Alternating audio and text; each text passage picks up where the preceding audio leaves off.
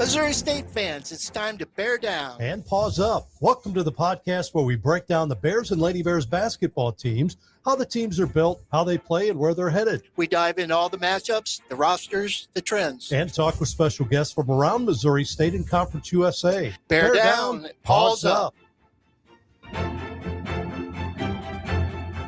And welcome to another of our Bear Down, Paws Up podcast here. My name is Tom Ladd, Mark Beas alongside right there. Mark, how you doing? Doing pretty good. Trying to navigate this heat. Oof. It is definitely hot. It is August, so we should be used to this. But it went from, very nice, very pleasant to now what we have is our normal August in the Midwest. Yeah, growing up, the Washington Town and County Fair was that's a big fair. Yeah. Adam Rainwright's playing out there this week. Oh, wow. But anyway, it would always happen this time of year, and the parking for that is nothing but fields. And, it would be so hot and dusty, And so I'm sure it is again this year. Yes, indeed. Well, the Greene County or the Ozark Empire Fair is going on now, yeah. And they waited until it got really hot to get things started there. So anyway, we're here to talk about Bears athletics. We'll talk some basketball as we go along here. Kelsey Tolbert, who is with Missouri State now in her second year as a vice president in charge of athletic marketing. Kelsey, how you doing? I'm doing great, gentlemen. How are y'all? We are fantastic. Man, can't wait. The season is quickly approaching. You have a little time off during the summer and relax, but you got to keep your nose to the grindstone, don't you? I swore up and down. I was like, this summer is going to be a little less crazy than last summer. Last summer, again, first year here, the conference transition, going to FBS. That was probably one of the busiest summers I've had. This year is right on par with it. We have made a lot of changes, a lot of updates to some things that our fans maybe not as front facing, but a lot of behind the scenes work getting prepared for the season. Time off here and there, maybe a free weekend, but we've been hitting the ground running since the end of the season last year. Yeah, well, we're into it now, aren't we? I mean, tonight I'm going to an exhibition volleyball game. Both soccer teams have already played a couple exhibition games. Regular season starts for both of them, I think, next week or this Sunday maybe. And so We're into it, aren't we? It is here. I just walked across campus. Kids are moving into their dorms today. Band practice has been going for a week already. Football practice is going, as you said, the volleyball exhibition tonight. And then, women's soccer kicks off here in Springfield on Sunday in the morning. Against KU, 10:30. They moved that up a little bit, didn't they? I think the heat is the reason there. Yes, I think everybody will agree that 10:30 is a much better time for us to play. I think so. Yeah, I think so. No doubt about it.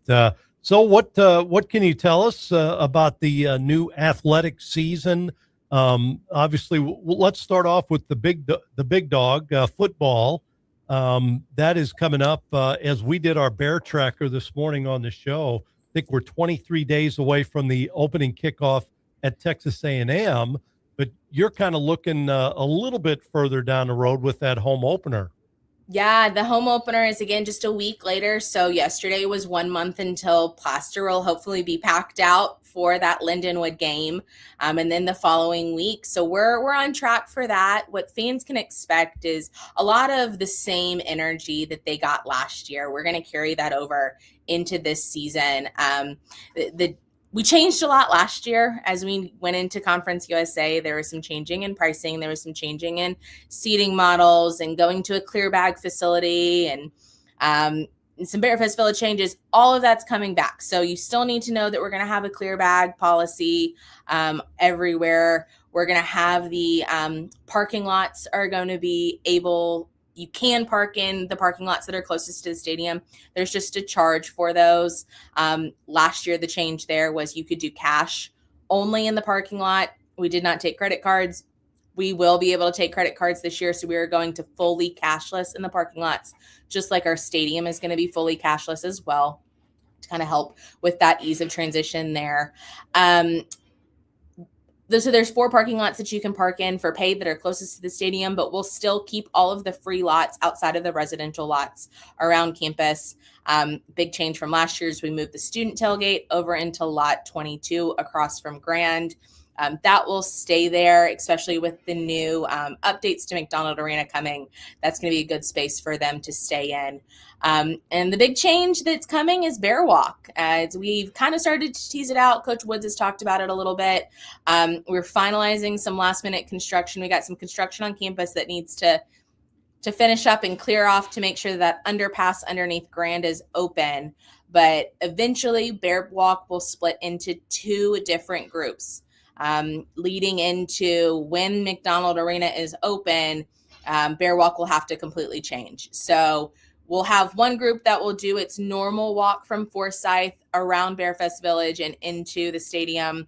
And then the other group will come down from the student section side, student tailgate. They will actually walk through the student tailgate underneath Grand and then up into the stadium. We heard a lot of feedback of students with that tailgate move last year, saying that they felt a little disconnected from the Bear Walk experience. And Casey really wanted to engage those students, and they're staying off in a hotel on Friday night and able to bus into campus, which makes that transition a lot easier. We would have had a hard time doing that in years past. So with them being able to bus in, they'll be able to drop off right there at the edge of the tailgate and walk up into the stadium.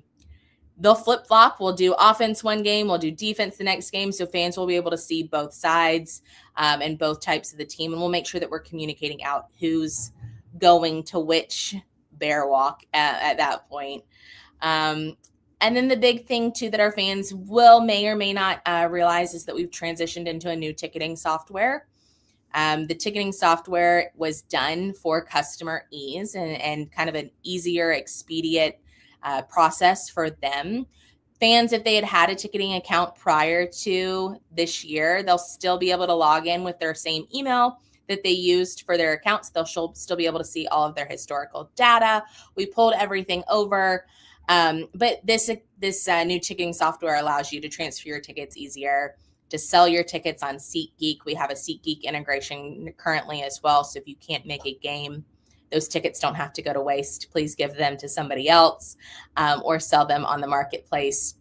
There's just a lot of opportunities there that we looked into in the process last year and wanted to enhance it for football this year. And then the best thing that I think fans are really excited about, I have been asked over and over again, hey, Kelsey, we need to have some traditions. We need to start working on traditions.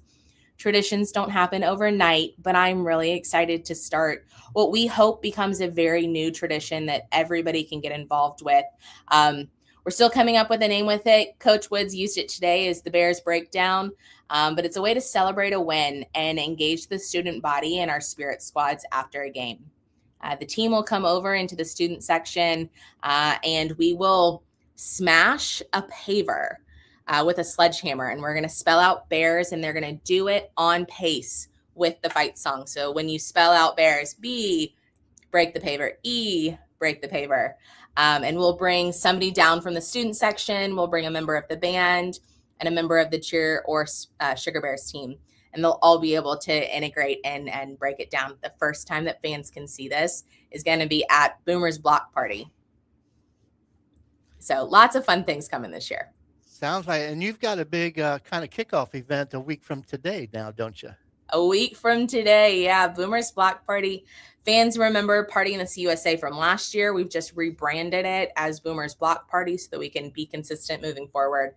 But it's a free community event on Thursday, August 20th from 5:30 to 7:30. We'll have, I think we have 4 or 5 different food trucks. Coke and Monster were a big hit last year, so I know they're coming out again. Chick-fil-A will be out here. President Williams is going to do his t-shirt giveaway as well. Last year he did it, and they're bringing that back again. Youth sizes, my kids have sizes like youth extra small all the way up through 4XLs for the community members. And then students are getting a white replica Most State football jersey during the Boomers Block Party. And so it'll be a fun event to really just engage the community and kick off the year. So Kelsey, you'd mentioned tickets, and the new ticketing system. Pricing wise, how does that look for people interested in buying just single game tickets? Yeah, single game tickets range anywhere from $20 to $35. There's discounts if we are looking at specialty groups, or if you want to bring out your football team or your youth group from your church, or your neighbors, and you have a group of 15 plus people. We do discounts on single game tickets as well. And then honestly, the best buy, if you're planning on coming out to more than just three games or more, is our season tickets. Our season tickets are $99. They start at $99, and you can get a really, really good seat in the stadium for $99, which is affordable for our Springfield family when you think about how that breaks down into 6 games across the season. Now you've got so many other things going on here, Kelsey. I want to I kind of do. engage you on. Yeah, there's so much here. Campus Inc. and the Missouri State NIL store. Can you tell us more about that? Yeah. Campus Inc. has been a great partner with us, and we're excited to see how this partnership grows. This really started when I got here. About this time last year, our student athletes are always asking for ways that we can partner and find ways for them to earn traditional real NIL with their name and image and likeness. And one of those avenues that was always blocked off to them previously was co-branded merchandise. It was in our NIL policy as a university because of old traditional, when NIL first came about in the NCAA, this was an avenue that they were not allowed to do. We just hadn't updated our policy to the new rules because they change all the time. And so we worked really hard with the university and our campus and our licensing groups to make sure that we updated it to where our student athletes could go out and utilize the marks of the university in coordination with their name, image, and likeness. So we got that changed about the end of the football season last year. And then from then on have been finding the right partner and then getting everybody onboarded with Campus Inc. So now our fans can go out to Campus Inc. You can search Campus Inc. NIL Missouri State, or it's linked on the Missouri State Bears website as well. And you can go find your favorite athlete and actually buy a game jersey or a t-shirt or a hoodie with their name and number on it, that end Missouri State branding on it. So it's a really cool system and environment, and we're still onboarding our athletes. We started with our athletes that were here over the summer, so men's basketball, women's basketball, and football. And we're working to get everybody else onboarded as they come back to campus. Yeah, now that's an opt-in for them, right? And so Correct. they're not automatically listed there. They have to go ahead and approve that they want to participate in that, right? Exactly. Yep. They have to go through and give permission for their usage of their name and their image. And then ultimately they earn 15% of the profit on their items that are sold. So they also then have to go through all of the how am I getting the payment and all of their tax forms and stuff that they have to do as using their NIL and being a business. Another one I had for you, Kelsey, is about the competitive excellence funds. Traditionally, or at least last year, everything, like you said, changes every year. But last year, there was places on the basketball renewal season ticket forms to check where you wanted to contribute to the competitive excellence funds. Yep. But I didn't see that on there this year. So how do people go about, because I've had a number ask me about that, how do they do that process this year? How do they make sure it goes to the right teams and all that? That's a great question.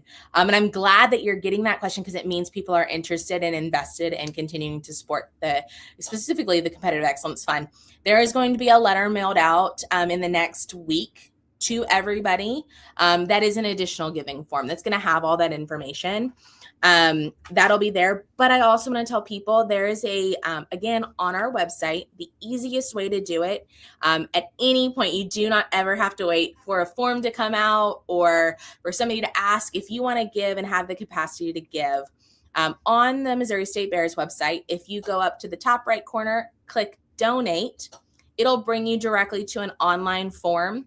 You can actually go in there and it'll tell you where you want to designate your gift for. You can designate it directly to, hey, competitive excellence for the Lady Bears, competitive excellence for men's basketball, for baseball, XYZ. You can even split it. If you want to give $100, 50 to the Lady Bears, 50 to men's basketball, you can do that online as well. And that is always there. Easy, simple. Do it on your phone, do it on your computer. Great. Yeah, thanks for that. Because, yeah, I had gotten that question a couple of times. And I know myself, I've been waiting because I typically make my contributions when I do Thank my you. basketball season tickets. So, yeah. So I was wondering too, since this NIL has kind of came about in the last few years, has it gotten easier? I mean, have we figured some things out that make this an easier process for everybody?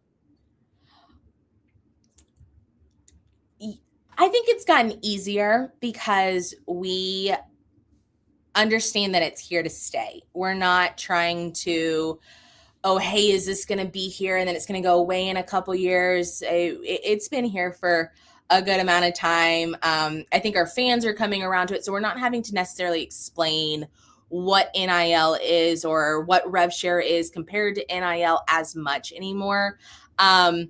But it's still constantly changing. We're still constantly having rules, which I think is some of the fun of working in college athletics. Is there's always something to rethink, and kind of have an obstacle that we have to jump over or work ourselves around. And it's only to the benefit of our student athletes. So yes, it's gotten easier, but it's also still something we're navigating. Probably you don't know any more about this than any of us do. I talked to Coach Zoe about it all that. Are we any closer to a men's basketball non-conference schedule? I am hopeful. I am very hopeful that soon we will have a non-con. From what I know, it is a fun schedule that our fans will be excited about. That sounds good. It is tough to schedule though at this level. There's no doubt about it, especially Yes. for men's basketball. Very, very tough. It is very, Patrick and I talk about it all the time, and I know he's talked about this as well. It's the world of scheduling women's basketball is very different than scheduling men's basketball and vice versa. And so it's really hard. I think sometimes our fans compare apples to apples. And then ultimately we talk about what men's basketball used to be is not what men's basketball is this day and age. Again, NIL, rev share, those conversations are changing every conversation that you would traditionally have, including scheduling. So what somebody is doing in the NIL, the rev share world, is going to affect their decisions that they make or contracts that they want to go into in a scheduling world as well. It all kind of has this trickle down effect, which is created, again, as we kind of just said, it's a new obstacle that we have to navigate and think through when we have these conversations that we hadn't had before. While we're talking basketball a little bit, we've heard a number of, I think they're not rumors, I think they're truthful things, just about some changes, for ticketing and seating and things like that. But I hadn't really seen official notices from the university. So can you talk to us a little bit about some of those? I know the band's moving, the student section's moving. Prices seem to have dropped quite a bit for men's this year. So can you just speak to all those changes we can anticipate on that side of things? Yeah, we started this conversation on specifically men's basketball and what we could do in the middle of the season last year. We really were looking at feedback that we were getting constantly, and the survey feedback that we got from the year previously, and then the survey feedback that we got this year. Pricing came up constantly, and that was something that we know is being that target demographic of a young family. Cost of a ticket plus concessions plus parking plus all of this stuff, it does add up. So we needed to look at the holistic view and then also look at the market value of what our fans wanted to pay and could pay at this point. Not comparing ourselves to where we were in 2011 or 2001, but where we are currently in 2026, and making sure we were marketing ourselves in the current state. And so we threw around a lot of different numbers and trying to make sure that what we did was the best case for Missouri State and the best case for our fans. This was a long conversation. I think we had 4 or 5 different scenarios, but ultimately, I think where we settled is a really good stepping stone. I think there's going to be another step next year that you'll see, and we'll be able to communicate out here in a little bit to those that will be affected.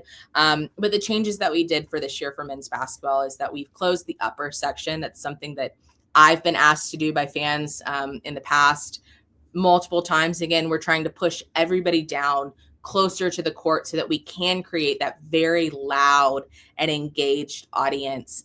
And that just kind of close. I would love to open the uppers because we have that many fans here. But again, we're trying to the fans that are here, we need to have them down closest to the court. Then we've moved. We kind of did this for 2 different reasons. We created the Bears Den.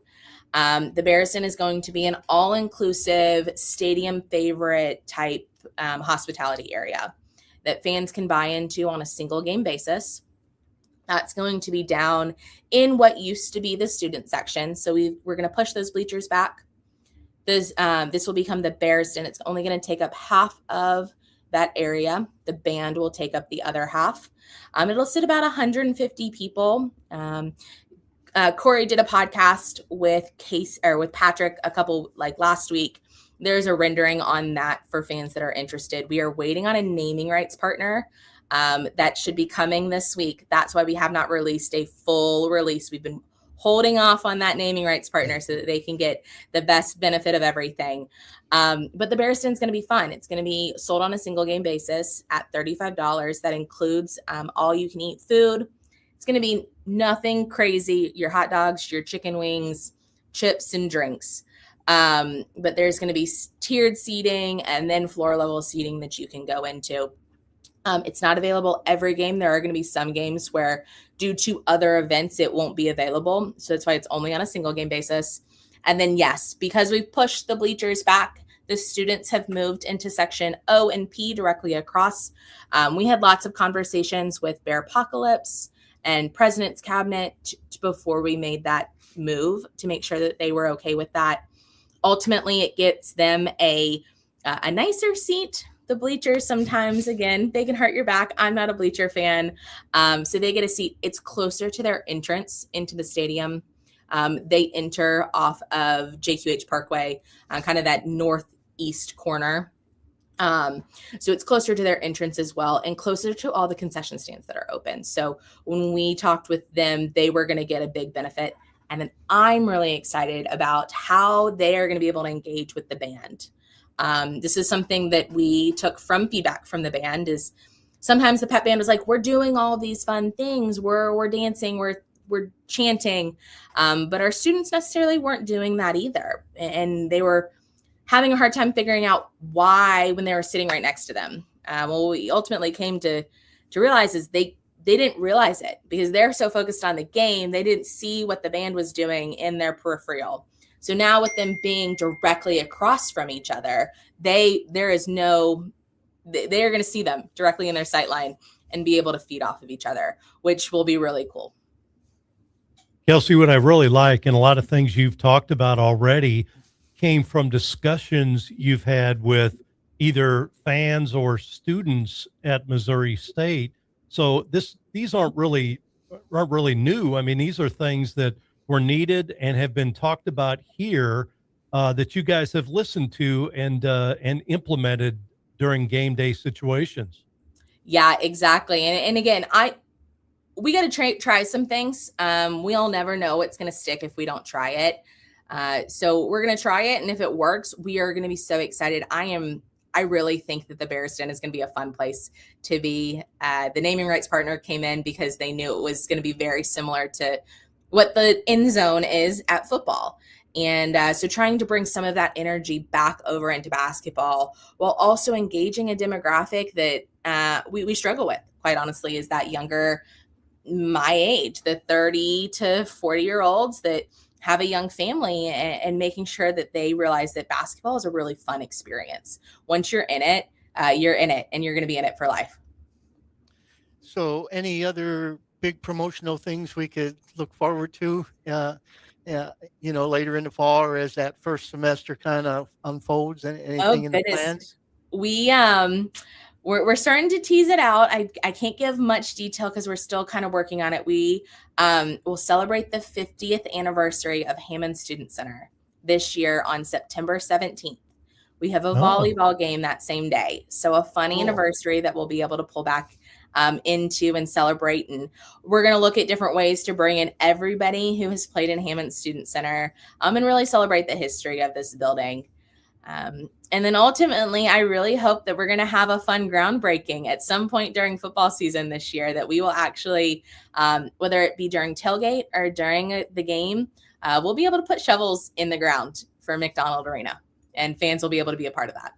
Cool. Yeah, I was at the very first game at Hammond Student Center. Well, I'm going to be very excited to like start digging through the archives of photos, and we'll probably reach out to I need to reach out to you then apparently and get some testimonials of what it was like to come to the very first game. Cool. yep. There's some, really great facilities on campus. You think about it with Hammonds and Great Southern Bank, and now the soccer facilities, the track. I mean, the everything on campus has improved drastically the last 20 years. Even Hammond Student Center is looking good for volleyball. I mean, that's a nice looking facility. It's gorgeous, and we're still doing some work. And again, Hammond's Student Center has, if you look at the master plan for the athletics master plan, there's going to be some improvements in Hammond's as well. But I mean, I've been at other institutions where you have a gem of a facility here, there, and then everything else is kind of mediocre. But I will say that Missouri State has by far across the board some of the best facilities for our athletes and for our fans. Our fans are sometimes spoiled with what they get here at Missouri State with their facilities. So it's really exciting. And I'm excited to see Plaster Stadium get to that same level. Yeah. One of the things I like is how all that is right there and it's so walkable and easy. It's so nice. You can be over watching volleyball. Hey, they got a soccer match going tonight. I'll just walk across the street and catch a little bit of that too. And so, yeah, other than baseball and softball, but most of the other major sports are all within walking distance, not only of campus, but of each other. Exactly. And in a nice weather day, maybe not today, I'd walk out to baseball. Yeah, you can do baseball. You could do it. Yeah. So we talk about the event coming up a week from tonight as we record this on Thursday. Fill us in on that, what fans need to know. Yeah, what you need to know is it starts at 5:30. Classes are in session, so parking lots will have students on campus. All of the students will be invited to this. All of the campus faculty will be invited, but parking is free. So get here early. It's a free event, but there'll be food trucks for you to buy food from. I know Chick-fil-A is going to be one of them that'll be out here. We'll have food and drink for you. President Williams is going to do his t-shirt giveaway as well. Those went so fast last year. I think faster than anybody expected. So again, get here early for the parking, but definitely get here early for those t-shirts. Those t-shirts I see around campus all the time, which is the whole point of this, is to get fans the first taste of their first Missouri State gear and get out there. The bookstore will also be out there selling additional merchandise. I'm crossing my fingers. I'm going to hint at it that there may be something special as long as we can get it approved that the bookstore will be able to sell for this date. So definitely stop in at the bookstore and keep an eye out and look out for what this new thing might be. But they're also, when we talk about NIL, they're also working on an NIL solution. So you can go up and purchase a t-shirt, but say, hey, I want, even just personalizing it. Hey, I want Tolbert 26 on the back of my shirt. Can I get that heat pressed? They are working on a solution there that you'll be able to do. And ultimately, you'll have the EA Sports game on. So if you're a gamer or if I don't have an Xbox at home, but I would love to play it, we'll have the college football game on the big video board that'll be in the middle of the Brick Bear Head that you can go up and play. And we'll be piloting this new Bears tradition for Bears Breakdown, as Coach Woods calls it, in the middle of the podcast. Cool. Very good. I did want to ask you any special football scrimmages or even basketball scrimmages coming up for the fans to see the teams? Yeah, for football, I don't know if they are in the middle of fall practice, so they do scrimmage. I'm not sure if Coach Woods has opened any of those up for fans holistically. I know we had a group of alumni players that were out last Saturday. And as they kind of get closer to the season, sometimes those get a little more closed so we don't give away schemes to God and everybody. But if I hear word, I will absolutely let us know, and we will blast it from the rooftops. There will be a sneak preview men's basketball event sometime in September. We are finalizing the dates with the men's basketball team right now. Right now it's looking September 10th, 11-ish, but we haven't confirmed that. But everybody will know that immediately once we do. They'll scrimmage, an opportunity for coach to talk to the fans, and for you to kind of test out new seats. If you have been in O&P and you've been moved, to go see your new seat and see how awesome those corners are, or some of the other seats if you decide to upgrade. Mark and I, we talk a lot of basketball on this podcast. It appears, and we're crossing our fingers, that both the men and women will have really good seasons this year. I think Conzo's done a great job recruiting, and they're going to be very tall, that's for sure. One of the tallest teams they've had, and Beth's got a good nucleus back and added some good pieces to the team. So it appears that should be a fun basketball season for both teams. I tell you, I forget how short I am, and then I go walk through a basketball practice, and I realize I'm not just short. I am really short compared to these gentlemen. Yeah, they're fun, and they're energetic. When I walk through and kind of watch practice, they're getting after it, but they're also having a fun time. So Zoe's done a really good job. I'm really excited for you to get to know the team. They are starting to roll out their get to know you videos. So I would challenge everybody, go learn more about the players, not only as athletes, but them as an individual. The women's are out on social media as well, and they have a great team too. Again, as you said, they were returning so much of last year's team that really helped drive them to the tournament. And the pieces that Beth has brought in is just going to be phenomenal for this year. One final question. You'd mentioned you're working on some new licensing locations for, apparel and stuff. Any place out there that we need to know that maybe to send some people to get new outfits, new bear wear that maybe they don't know of right now? Yeah, right now we're working with a lot of local boutiques. I think that's one of the main spaces that we're missing, and I hear all the time, is women's wear. Case in point, right now I am wearing just generic black and white, but normally I have an accessory of some sort that has Missouri State on it.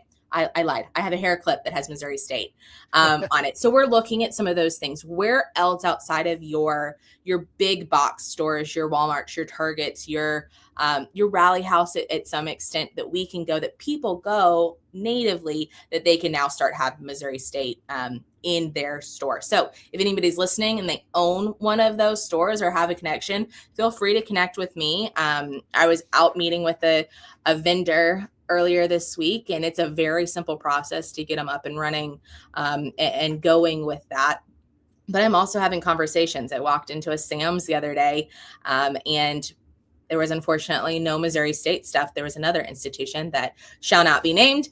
And I walked and I told their sales manager, I was like, hey, let's have a conversation. You're in Springfield. So if you're there, you guys have those conversations. If you see you go to Sam's, you go to Costco, you go to Walmart, and that's how the buyers know what to buy, is by the more people are asking for, hey, I want this, I want this, I want this. So I make it a point when I don't see Missouri State stuff to let somebody know. But I need other people to also do that, because the more people that say it, the more likelihood that they're actually going to listen to us.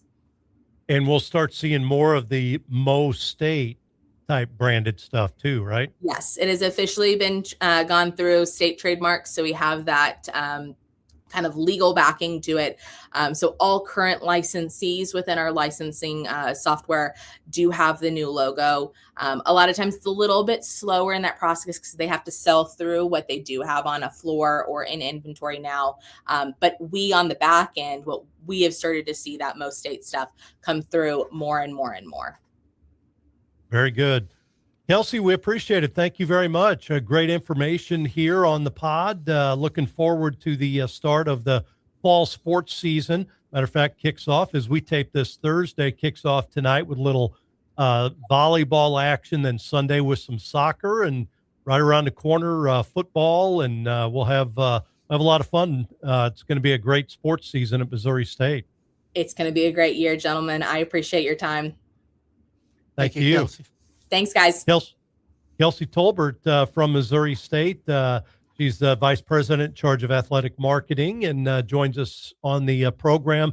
Got a lot of questions from people about different things to do with the marketing department. So. Yeah, we've been, wanting to get Kelsey on here towards the end of the summer just because there were so many of those types of things. Yeah. And it's always easiest and best to go right to the sources for that stuff. And like I told her, a lot of rumors, a lot of speculation about some things, and she was able to clear a lot of that up for us today. So that's great. Absolutely.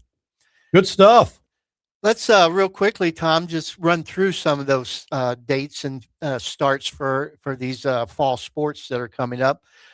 Men's soccer has already played a pair of exhibitions against Northwest Arkansas and also Creighton, but their first real game will be this Saturday, 5 p.m. At Lindenwood.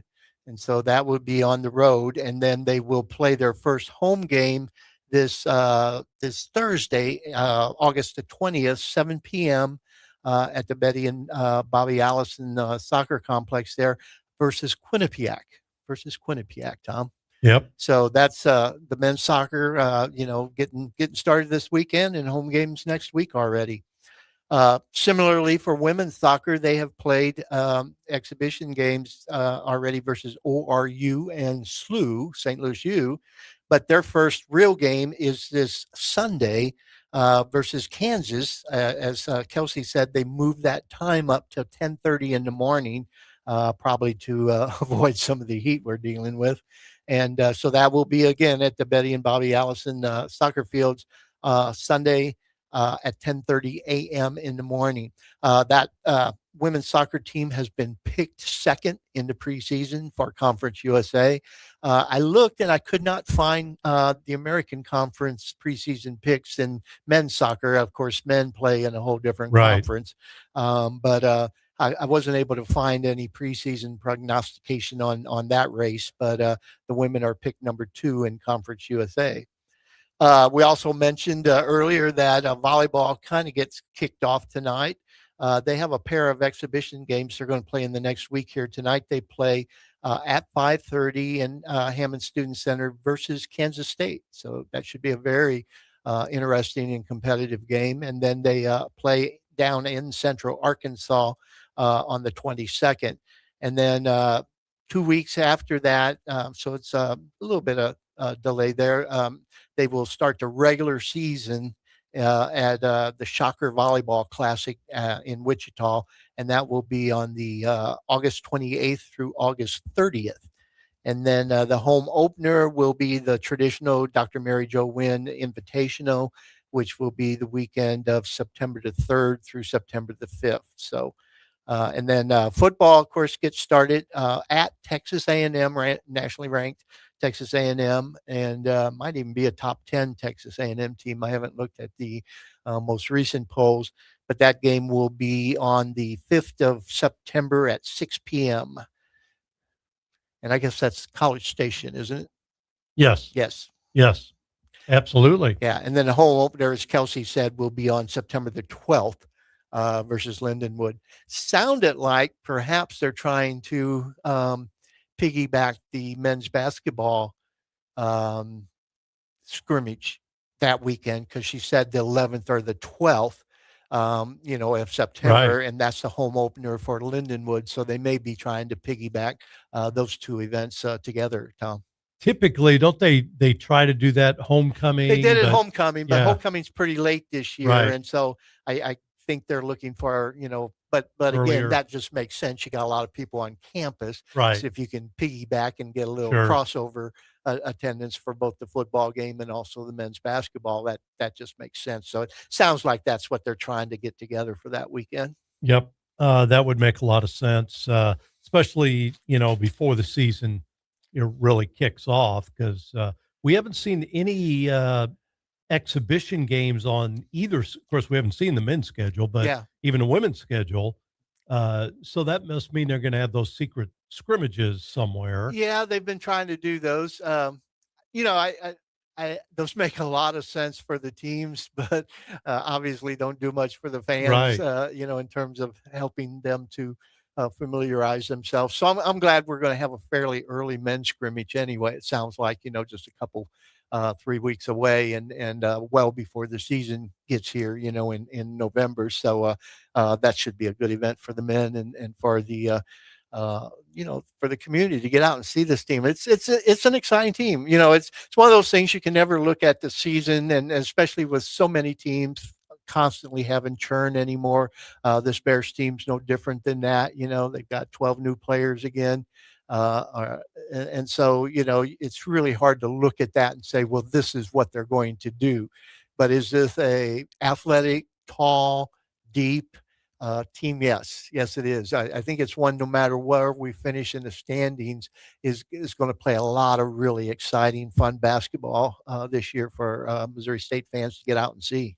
A couple of weeks ago, we had Trey Williams on, the talented starting point guard, and he was talking. He was very encouraged by the new players, his teammates this year, and he said there's going to be several that will surprise a lot of the fans this year. Yeah, I've been to enough practices. For me, still, it's just uh, figuring out how he's going to blend them all, because Right. I mean, very very legitimately, there's 11 guys that you would not blink an eye if they were in the starting lineup. Because the competition and the skill levels is that equal among a pretty good batch of the players this year, Tom. Yeah. We did have Beth on a few weeks ago, and she talked about her team and the upcoming season. And we were able to look at a couple different things with her that day, and it got me to start to look a little bit more as the season's getting close. I will say this: with school fall semester still not happening, it's a wide variance of what different teams have done on their websites yet. Like the Lady Bears is complete. We got our full schedule, we got all of our players, we got our player profiles. But you go to some and it's still pretty haphazard. Right. For the most part, most of the teams have their full rosters listed now. But they don't have the bios on a lot of them so far. A lot of the transfer in players, unless you know a little bit about them, you're not really sure, well, how good is this player, how much did they play, because the bios aren't there to actually go into about that. And then a lot of them don't have their non-con schedules up either, even though the Lady Bears do. So I was looking at what I could, and just starting to piece together a few things about a few of the teams. Especially I was looking at the teams I think will be at the top. Powerful. Yeah. Will be the ones we're contending with, and just doing some comparison there. So I thought we could talk a little bit about that today, Tom, with a little bit of time we do have left, to end out the hour. If that works with you. Absolutely. I did want to do a real quick update on Caden Bogenpole, who is playing.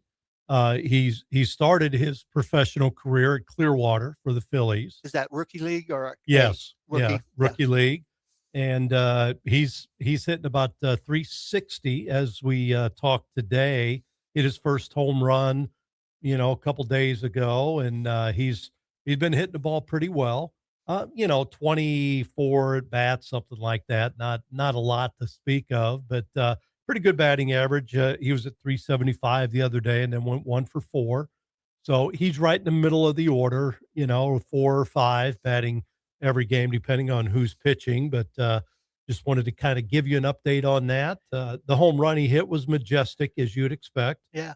I would imagine too, if you looked at his stats, because that was always one of his strengths. I would imagine if he's hitting 360, I would imagine his on base percentage is really He's good because he does draw walks, as we know. one game in particular I saw he walked twice. I think he was 0 for 2, but he walked Twice, twice. yeah. So and he's playing right field. So they moved him from center to right, you I know. think that's what we all always expected. I mean, you look at a big, tall guy like that, and even though he ran good for a big guy, Right. that just doesn't project as well in center field, left field, right field, first base. Would be the types of places you'd kind of expect him to maybe move to as he moves through the system a little bit. And he's got that good arm, so putting him in right field, typically where you want your stronger arm to Yeah. be, makes a lot of sense. Yeah. Getting back to a little bit on the women's basketball, one of the things that Coach Cunningham had talked about, and I could understand, and I certainly went along with her thinking there, was she was talking about how, our size was quite a bit more this year, and that she really anticipated being one of the bigger teams, and that we really wouldn't play against teams she didn't think that would be a lot bigger than us this year. Whereas last year, and we had a little trouble with that Right. with only Laney, to really throw out there in the middle. And all that is still true, but we're still not one of the bigger teams by any means, especially when I start looking at the wings and things. On certain teams. So just to kind of give you an example, as we play against what I think are the top teams in the league. So for us, Missouri State, we have a 6'4" in Linthicum. We have a pair of 6'3s and freshmen, and then also Laney back. So Lucius is a freshman at 6'3". Then we drop down to 6'1" Howe, but she's not necessarily a low post type player at Right. that. She's more of a wing.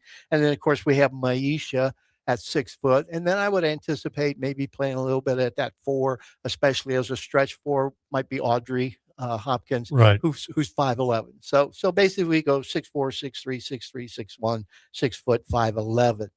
So then you look at, I think, teams that's probably going to be our number one competitor, Middle Tennessee State.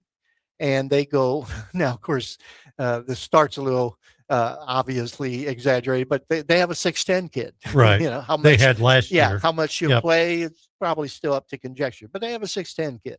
Then they go 6'5", then they go 6'4", then they go 6'2", 6'1", 6'1".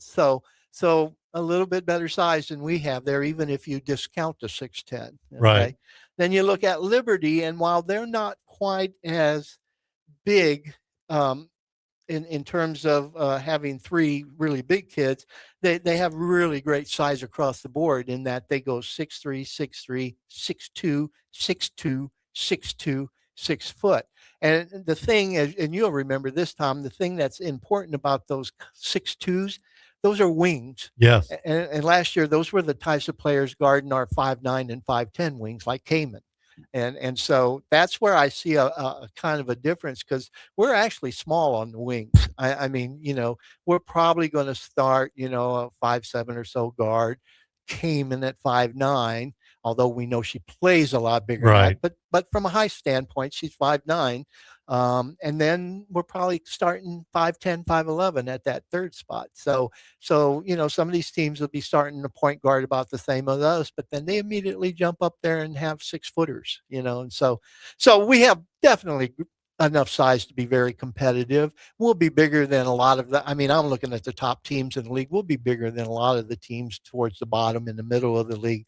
But the idea that we're going to go out there and we're going to be a lot bigger than a lot of the other top teams is, yeah, we're not. We're going to be competitively size-wise, but actually probably a slightly shorter than most of the top teams. Makes me think of my early days back in the mid to late 90s on Cheryl's teams, where she would routinely throw out 5'11" or 6 foot centers to try and guard 6'2", 6'3", even 6'4" players. But, with her style of defense, she wanted the athletic player, even if they were a little smaller. Anymore, everybody is a lot taller. Now, the one thing about it, even like 6'10" with Middle Tennessee. We didn't see her a lot last year. I would have played her more. I mean, I could see her. She was making shots down low, but she didn't get a lot of playing time with Middle Tennessee. Maybe a year under her belt, she will. We don't know anything about the 6'5" girl there. Is she a project? Typically, girls that big, if they're really good, they're going to be playing at the power conferences. Typically, she's a transfer from Oregon. Yes. So if they're really good, they're going to be playing at the big schools, but a lot of projects are playing at the mid majors usually like this. So we'll see. I mean, it's nice to have. I'd rather have a more polished 6'2" Laney or 6'3" Laney than maybe a project 6'5" girl. Definitely. You know what I mean? Yeah, definitely. Yeah, and like I said, we're good size wise. I mean, it's not like we're going to struggle. We've got 3 deep at 6'3" or bigger, to throw at teams. It's then and we both know Maisha at 6 foot and Cayman at 5'9" play bigger than they are, and so that's not as big of a disadvantage as you might look on paper and say, "Ooh, they're going Cayman with a 6'1" and Maisha's going against a 6'2." Well, we know they can play with that, and stuff. But overall, I just thought I'd throw that out there because I think the perception is that we're really big this year, and we are bigger, and we've got good size, but we're not going to be one of the biggest teams in the conference. When you look at the stuff. And like I said, when I look at some of the other teams, like Western Kentucky's a team I'm looking at, Tom, to maybe make a slight move up. That's a traditionally good program. Yeah, really good. They've been down for a couple of years now. They've got their point guard back, who was one of the best point guards in the league last year. They've got a couple other players that played decent for them. They got a 6-foot wing who was pretty decent last year. But, when I look at them, the thing that, I picked up on was, and this was a kid we had recruited way back. They picked up a 6'6" transfer from Illinois, Haven Smith, and, that was a kid we tried to recruit out of high school. And, she's 6'6", have no idea, she hardly played at Illinois. Have no idea if she'll step into this league and be a force or not. But she may be, she certainly has the credentials to step in and play pretty well. And then they have a pair of 6'3s along with her. And then a lot of, 5'11", 6 foot types. So again, there's a team probably not going to be among the top 3 or 4 in the league, but certainly stepped up size wise this year and will at least have the types of players that might be able to be competitive with you because they got 6'3", 6'6", 6'3". So, teams like that are interesting to look at. A lot of the other teams that I looked at, like I said, they have some size, but it was hard to tell. Like you were saying, is this size that's actually going to play? Is this size that's really good? It was kind of hard to tell. But another team that that will be there is Liberty, and Liberty and Middle Tennessee State have been the dominant teams in that league for the last few years once Liberty joined it. 2 years ago, both of them won 26 games. Last year, neither one of them won 20. All right. And in fact, they were very similar to us, although we had a little bit better winning record than they did. We all 3 ended up tied in the league at 11-7. And what you pretty much expect, I think, this year is some rendition of those 3 will be the top 3 preseason picks in the league, I'm pretty sure. And so, when you look at that, and Liberty, again, is a team that kind of, stands out as far as their length across the board, not necessarily that they're giant in the middle, but they have a very good 6'3" center back. We've seen her play last year. Emily Stout, she was very good, and more of a traditional kind of a strong, bulky 6'3" type. But along with that, they have another 6'3" kid who was a freshman last year, played off the bench pretty well, named Lynn Peters. And then they just start throwing 6'2s at you. And, like we said, a couple of those, at least defensively, played on the perimeter a lot and were guarding our guards, and gave us some trouble. And that's where I think that length on the wings is more important, not so much offensively, but defensively. I think it really makes it difficult, not only in the passing lanes when you got those 6'2" arms all over the place out there, but also just in terms of, a 5'9" kid like Cayman freeing up for her shot from the outside with a 6'2" arm coming at her. And so Liberty's going to be tough in that way. And they've got Emily Stout back, who's 6'3". I mentioned the 6'2", or I mean the other 6'3" girl. They've got the sophomore Iffy Naobi back, and she's athletic and very good. I liked her last year. The kid who you mentioned a lot is Agis Dadir, I think is how you say. Oh, that's the one. Yeah. Yeah, she's the 6'2". She's the one who guarded Kamen last year. Yeah, she's back. And then they picked up a very similar player, the top player off a very good Youngstown State team, who's also a 6'2", kind of will slide out there to the wing a lot, Tom. And so we're going to see, some tall teams, especially at the top of the league. Now, I think we should be the favorite for a number of reasons. One, we've got the most back, I think, basically. And when you look at no team has a threesome back that was as productive as Kamen, Laney, and Maisha. And so we start with that in good shape. We've got a ton of other players, the Brugans, the Hopkins, players like that, who got lots and lots of experience last year. And then we brought in a couple of nice hole fillers, and point guard Forbes and Linthicum helping down low, things like that. Macy Mays being, some wing. So I really do think we, because of those reasons. But another big one that I think bears a lot of watching this year, Tom, is the two coaches at those two schools. Last year was the first year for that Liberty coach, right? And they weren't up to what Liberty normally has. Now they had a lot of turnover. They lost a lot of seniors from the year before and stuff. But again, he wasn't quite up. So will they automatically go back up as that more elite level this year? We'll have to wait and see that. And then Middle Tennessee State's kind of in the same boat in that their longtime Hall of Fame coach retired. Now, continuity is going to be good because his son, who's been his, associate head coach for lots of years, takes over. But again, transition there, with a new coach. Whereas you look at us, we have a veteran coach who's done it now for a while, and so I would say, at that point, we also have a slight advantage there on the coaching aspect of it. So I really do think, looking at the year and, second year in the league, we haven't gotten a lot of respect yet in the preseason polls for any of us. For anything yet from them, even though then we go ahead and finish higher than they pick us. So it won't shock me if we don't get picked, if they go traditional with one of Liberty or Middle Tennessee State.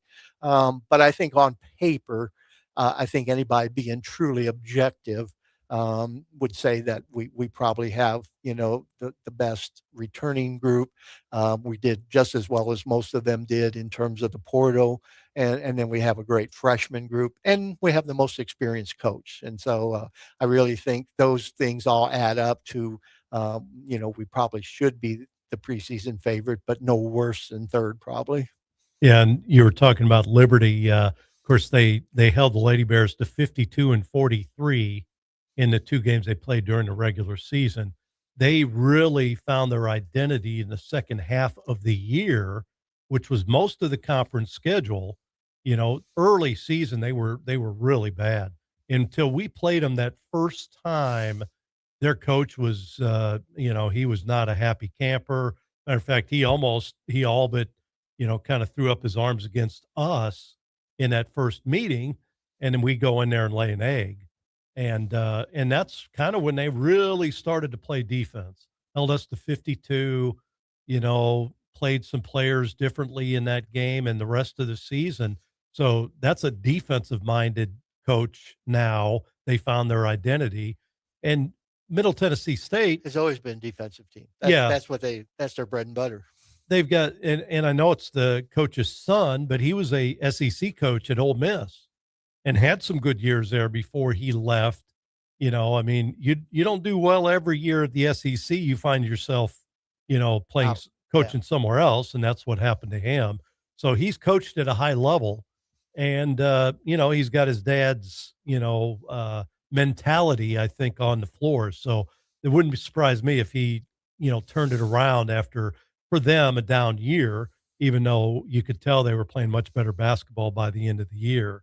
So, and Western Kentucky is Western Kentucky. Final Four team a couple times, they'll get back to that. They expect it there. Yeah. Another two teams that we had trouble with last year because of their style a little bit, FIU and Sam Houston.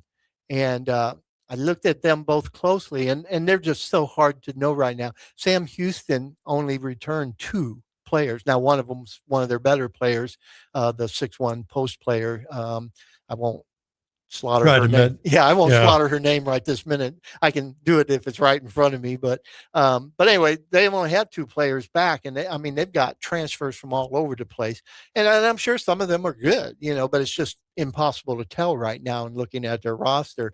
And same thing with FIU, what they brought in, and I'm sure it's the same coach, so I'm sure they'll play that same frenetic full court style, and can't really tell just looking at it, are these people who are these kids who are really going to be solid Conference USA players or not yet. But I would imagine both those two teams will have similar athletes. It's just whether they will play to the same level that they did last year, which both those teams gave us trouble. We may have an emergency podcast if the men actually release their non-conference schedule. Yeah. Up to this point, and I just checked, Mark, to see they have not released it today. Yeah, while we were doing the show, I'm really interested now to see what Kelsey was hinting at would be a very fun and exciting home schedule. So that that gave me some encouragement there, because it is so hard to schedule on the men's side, and both the whole league's that way. Last year, we had 3 non-D1 games, yeah, but everybody in the league did too, and so it's just hard to schedule.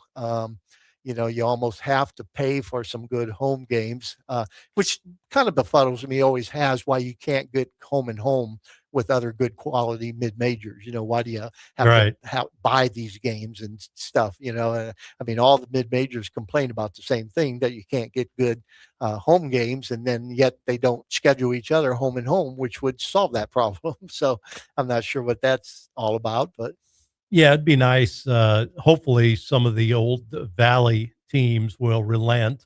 Drake has, I think Loyola, even though that's been a few years, I think that's one that we hear. So Loyola, I don't think ever fully considered themselves, and they came in there because it was a good stepping stone for them. Right. But I think their goal was always either to get to the A10 or the Big East, which is what they saw themselves as. But yeah, it'd be nice, to get, and we've got good regional games on the men's side that we know of. We just don't have enough of them yet. But we're playing, teams like Tulsa or Wichita, teams like that. We're getting them on the schedule. Right. So we're moving in the right direction that way. But you'd like to see some of those nice regional games include the Arkansas and the Missouris and the Oklahoma States and the teams like that, which we are able to do in women's, and we're able to do in baseball. Yeah, and football. Yeah. Well, no, we don't get those teams in football. Well, we have in the past. Not here. But not here. We were paid to play Oklahoma State and Oklahoma and Arkansas. But not here. Not here. No, you're right. I'm sorry. I'm talking about getting home games. Right. Yeah. Absolutely. All right. Good show, as always. We'll do it again next time. Try to get, another interesting guest, Kelsey Tolbert, with some marketing information there. Great marketing information. Don't forget, a week from tonight as we tape this, got the big event. Yeah. And get out tonight, see the volleyball team. That should be a very interesting, match with, a Big 12 team, K-State. So, yeah. Absolutely. We'll do it again next time. Make sure you tell your friends. We're on ESPN The Jock on their website. We're also on Facebook, on YouTube, and on Spotify. So check us out and tell a friend.